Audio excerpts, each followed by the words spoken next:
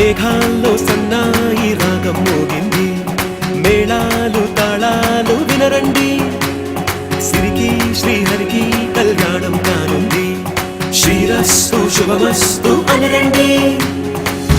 అచ్చ తెలుగింట్లో పెళ్లికి అర్థం చెప్పారంటూ, మెచ్చదగు ముచ్చట ఇది అని సాక్ష్యం చెబుతామంటూ, చెవులంతా చేకొట్టేలా జరిపిస్తామండి.